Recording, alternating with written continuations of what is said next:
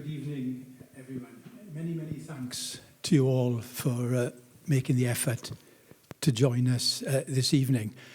I'm very, very pleased to be part of this debate, and I wanted to thank Dina and Philip and the team at Kantine-Zukunft for the invitation and for bringing us all together to discuss what I've called the good food revolution.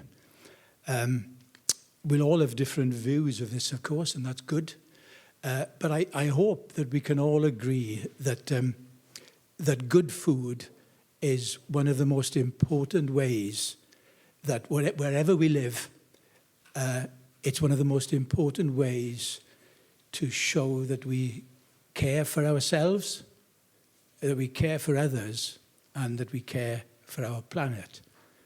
And I want to suggest to you tonight that public food especially can be a leader, not just a laggard, in terms of promoting social justice, public health, and ecological integrity.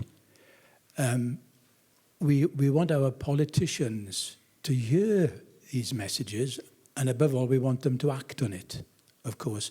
And I want to suggest the only way we can be sure that they'll act on it is if the good food movement organizes itself better. And the good food movement includes the people in this hall this evening.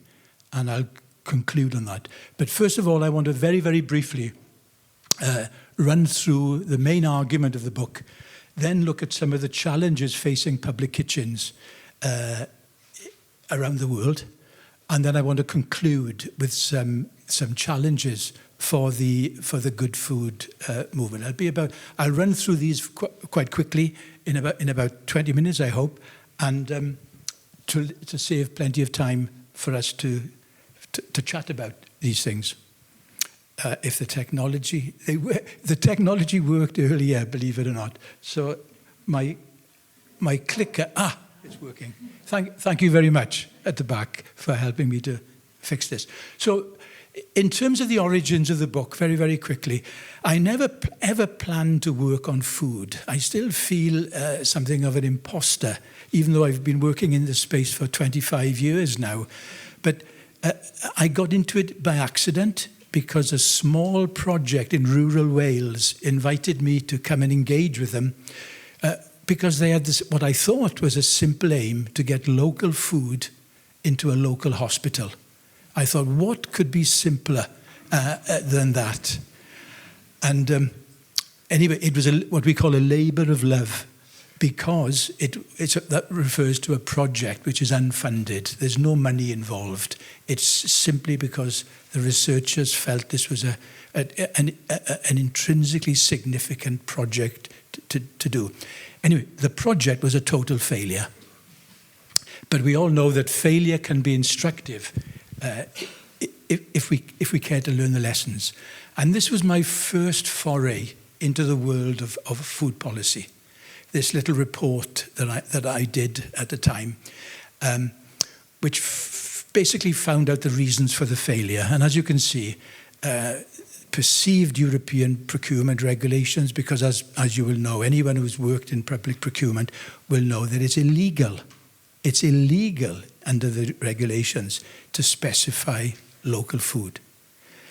There are many other ways of doing it, of course, and the Brits were one of the worst when we were Europeans. Sadly, we're no longer, of course. We're no longer members of the European Union, I mean. And the Brits were one of the worst to appreciate these other ways of buying local, which is compliant with the law. But the other regulations, too, were barriers to local food. Tendering procedures too complex.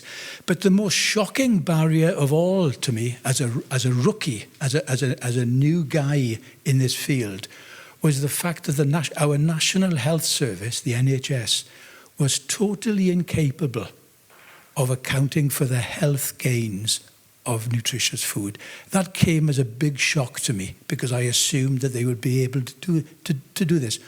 In the book, I argue that all these barriers continue to exist 25 years later, albeit with the exception of the EU, because, as I say, we're not part of it. So this takes some explanation. Why has change been so difficult when on paper the case for good food is just overwhelming? So what I've tried to do in the book is try to explain this failure very, very quickly. There are 3 parts to the book. Part 1 is about the international dimension, looking at food through a global lens. And I've tried to explore this with what I call the agri-food polycrisis, referring to these interlinked crises of climate change, biodiversity loss, and the epidemic of diet-related diseases. And I've argued that if we can reclaim the public plate, by the public plate I simply mean a shorthand for public food provisioning. If we can reclaim the public plate, it can help us to address these interlinked aspects of the polycrisis. But we'll need to invent a new kind of public procurement policy, because for 40 years, especially in countries like the UK and the US, we've had a kind of neoliberal public procurement policy which has allowed low cost to masquerade, to pretend to be best value. And we need a new values-based procurement system. And I'll give examples of that in a moment. Part 2 of the book is the empirical heart of the book. These are what we call the deep dives into these public food systems in schools, hospitals, and prisons. I don't have time to go into in depth to hospitals and prisons. I'll mention them, but in schools, I'm really looking at the whole school approach, by which I mean trying to align the message of the classroom, the pedagogy of the classroom, with the provenance of the food in the dining room, so that the dining room, the messages in the dining room are integrated with the messages in the classroom, the whole school approach, where children have food literacy in and through the subjects, that whether it's geography, history, mathematics, or whatever. And then I try to look at 2 what I call mega trends in the school food reform movement globally. That these 2 trends are global trends. Number 1 is a social trend towards universality. That slowly we are seeing the rise of universal free school meals. And I'm ashamed to say this, I really shouldn't say it, but I feel I have to out myself here. I only learned from Philip and Dina last night that Berlin has universal free school meals in kindergarten and primary up to the age, I think, of 12, I think, Dina. Yeah, okay. So I wish I'd known this, because I could have included Berlin in my list of pioneers of universality.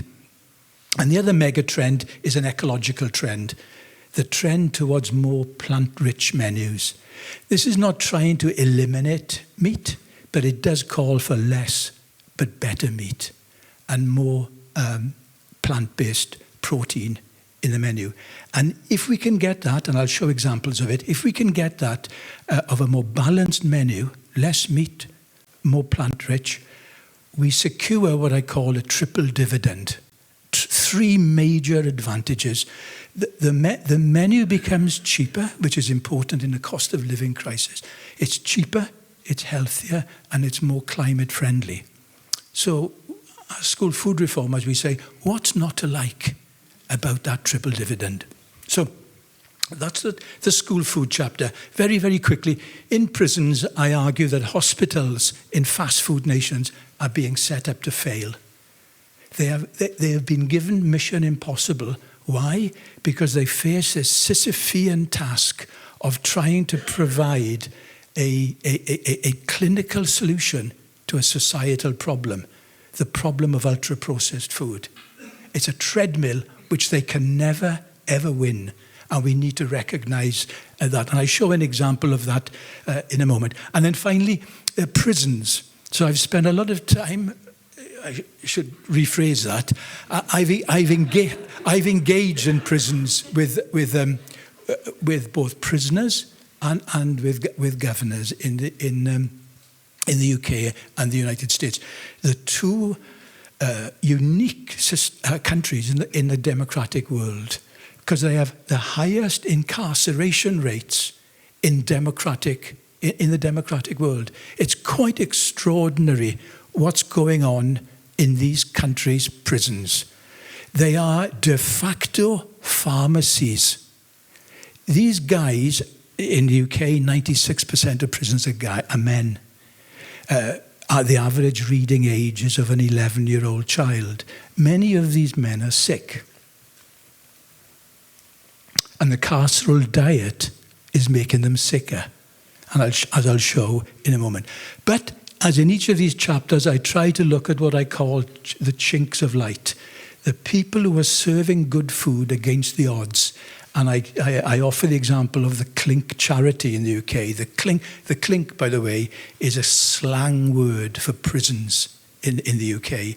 So the Clink charity is using food service training from meet and greet at the front of house through to chef training, a whole series of training modules to enable these men to find gainful employment on release. Otherwise, they will reoffend. And we spend £20 billion a year in the UK on reoffending because prisoners are left abandoned on their own when they're on release. So it's no surprise that they come back into prison. So these are the three deep dives. And then very quickly, finally, I look at the rise of what I call foodscapes of hope. That these foodscapes of hope are being driven by the good food movement. Largely, as Dina says, these are civil society bodies working closely with public bodies in healthcare, in dignified elder care for senior citizens or for municipalities. And I try to chart examples of good practice of these chinks of light because the two that I focus on, the Soil Association and Sustain, are two organisations that have punched above their weight, we say. They've achieved a lot with a little by helping the public sector to view and value food differently by creating foodscapes of hope, particularly in schools and in hospitals. So very, very quickly, moving on, I focus on two kinds of projects. On the left is the Soil Association's Good Food for All. It's the Food for Life programme, which I argue is the gold standard programme in the UK for the whole school approach. It's a whole food system from farm to fork, teaching children food literacy by involving all the stakeholders. And it really is a fantastic programme. And I've worked with the Soil Association on this. On the right is a state-of-the-art project from an organisation called Sustain.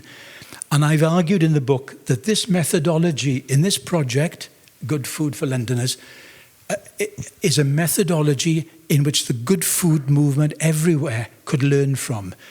What this project did was create what I call a race to the top, in the sense that it put new information in the public domain.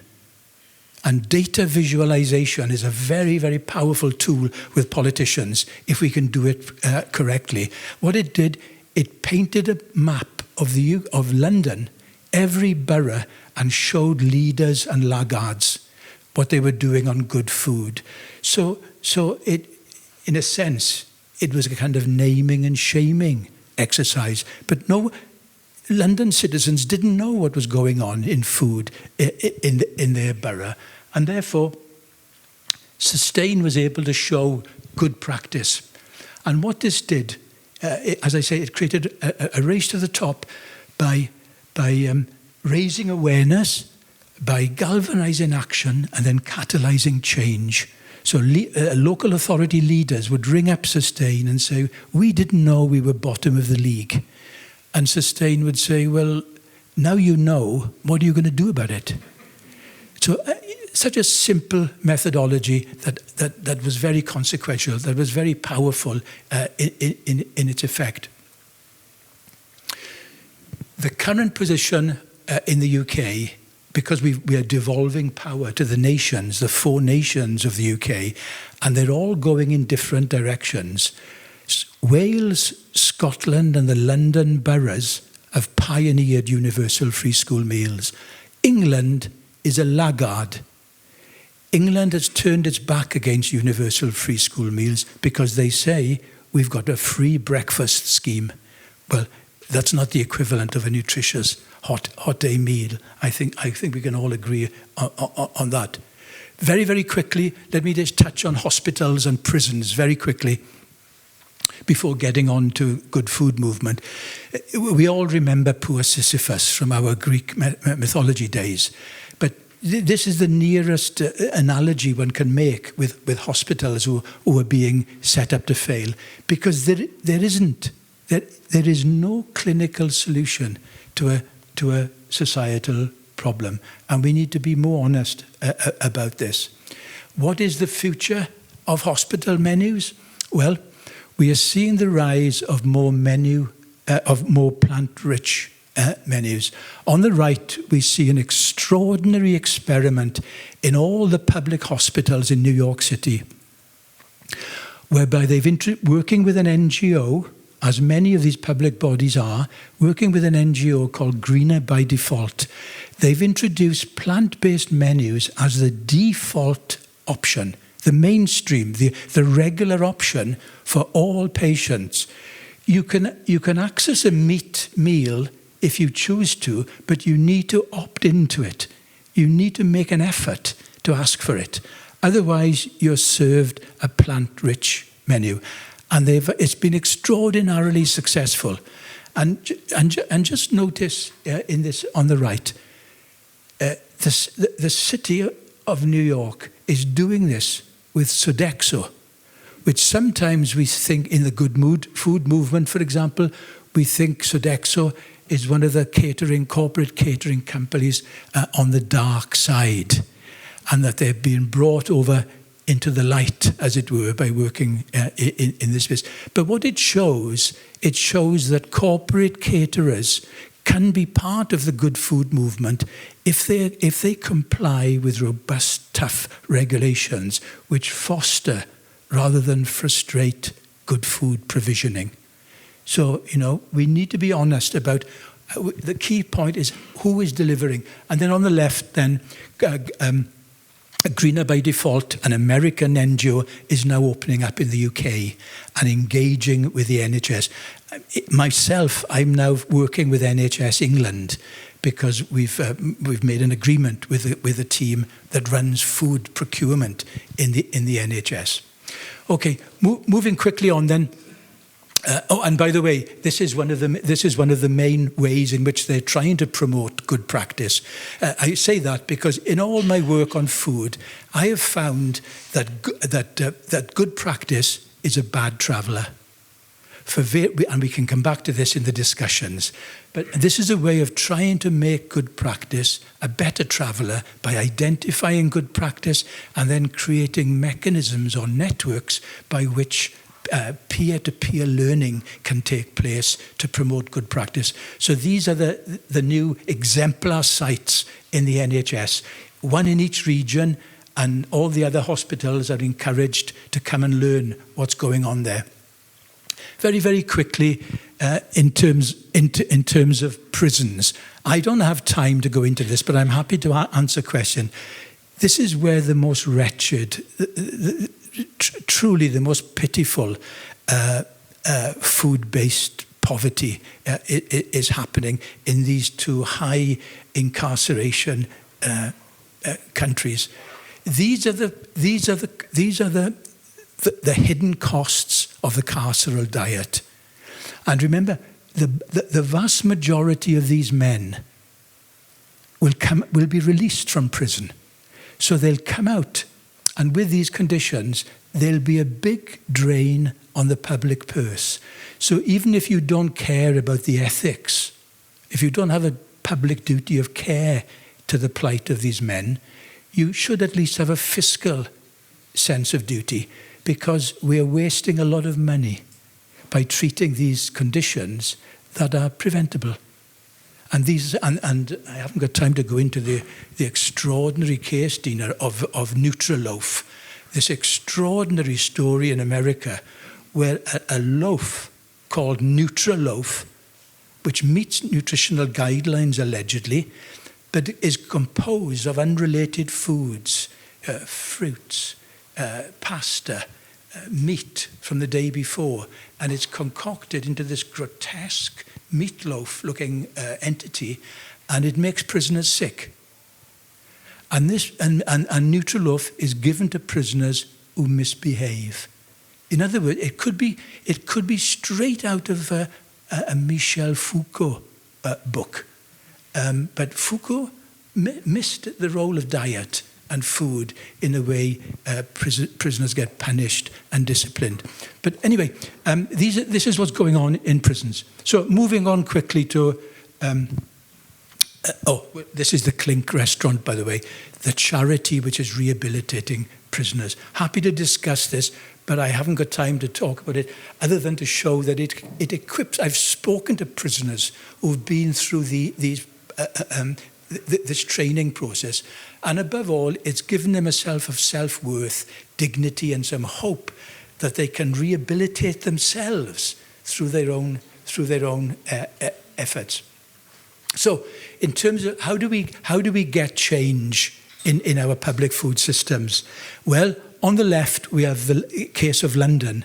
The Mayor of London has created, all the boroughs are in receipt of free school meals, and this is the first ever evaluation of them, which shows real multiple benefits, not just in terms of helping poor people deal with the cost of living crisis, because free school meals, remember, amounts to around £550 per child. If you've got 3 or 4 children in school paying for that food, it's just impossible for poor families to afford it. So multiple benefits. So that's the good face of the future for England, if you will. On the right is the tragedy of Oldham. Oldham is an post-industrial town in Greater Manchester. It was once called the poorest town in England. And I worked with a catering team in Oldham for many years, because they were the first municipality to win a gold award for their school meal service under the Food for Life programme, proving that a poor borough could design top-class school meal systems if they had a catering team which was highly competent, and if that catering team knew that politicians had their back, if the local mayor was committed to the service, which is what Oldham had for many years. And on the very first page of my book, I extol this system in Oldham as being, an absolutely fantastic story, serving good food against the odds. And this is the report from the municipality saying that Oldham will now shut down its service. It will no longer provide school meals. Why? Because on the one hand, it's facing food price inflation, but more importantly, it's facing a declining number of schools that are contracting with the council because of the spread of academisation. We are promoting new academies, which are like private companies in some way, and they don't have to comply with the same standards as public bodies. So the Oldham story is a real crisis, and many municipalities in England are now withdrawing from the service. The story in Wales and Scotland is very different, by the way, because the public municipality sector is still very strong in Scotland and Wales. Scotland has led the way with this fantastic piece of legislation called the Good Food Nation Act, which requires every public body in Scotland to design a good food plan, working in consultation with its local citizens. In Wales, we have a Future Generations Act, which requires public bodies to think about sustainability in all its practices. We've looked at many countries around the world, by the way, to try to learn lessons. I've spent a long time engaging with a team in Malmö in southern Sweden, which had one of the best school meal systems I saw anywhere in Europe. Malmö only had 2 goals for its school meal system. Number 1, to go 100% organic, and number 2, to radically reduce its carbon footprint. It hasn't quite reached 100% yet, but it's on its way. In terms of reducing its carbon footprint, it's done this in 2 ways. A, by radically reducing meat in the diet, in the menu, and number 2, reducing waste. And the savings then have gone into offsetting the higher price for organic produce. And you can see this is the program, the SMART program, which they adopted to try to do it. Some of you will remember the Copenhagen House of Food, which showed the power of public kitchens and how public kitchens could catalyse change. And that's been an influence here in Berlin, of course, as well. How do we change these public systems? Well, the School Food for Change program funded by the European Union had one of the best methodologies that I've ever seen. They created partner cities on the one hand and then replication cities on the other to ensure that good practice was a good traveller. And this is so important to the way we spread good practice. This is a picture of the school meal system in the European Union. You can see how universal is still a minority sport, and we've got a long way to go. But Europe needs to change rapidly in this area. In the UK, we are seeing all public kitchens now organised together for the first time to share good practice and also to raise their voice and their visibility with politicians. This is the heart of the good food movement in the UK. This is my penultimate slide, my last but one slide. You'll be glad to know. Time is okay? Okay. So very quickly then, on the right are all the local good food movements that are members of the Sustainable Places Network. And I think there's over 120 now, and the number is growing. The problem, and I look at this in detail in my book, saying they've worked minor miracles, that this movement has grown up in the shadow of austerity in the UK, where public budgets had been cut back so deeply because of austerity that even statutory services are being cut. And yet municipalities found some money to try to fund this movement, to get it off the ground. I've argued in the book, there's only one way to make this movement more financially secure, is if these local movements work closely with public health bodies. Public health bodies are well funded, but they can't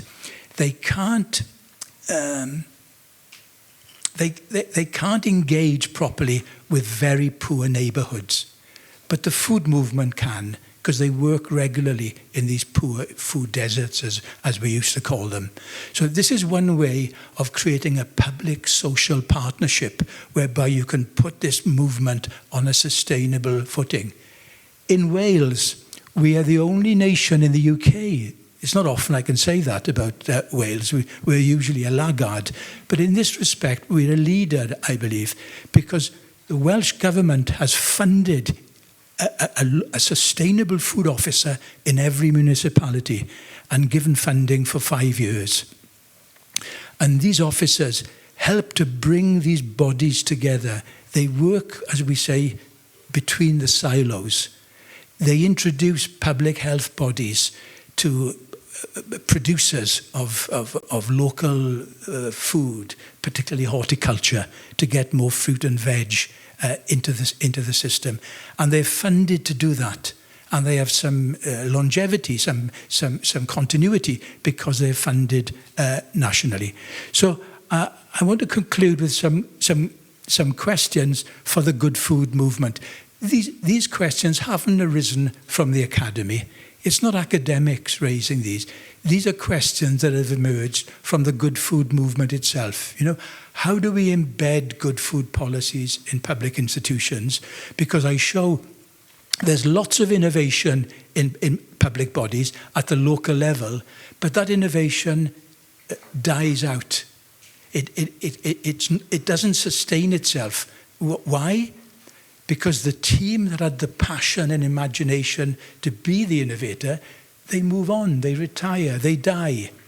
And the practices that they introduced are not sustained by a new team because different people feel differently about food. Some people don't care about it, for example. So we need to think, how do we embed new practices so that they can sustain themselves beyond the team that introduces them?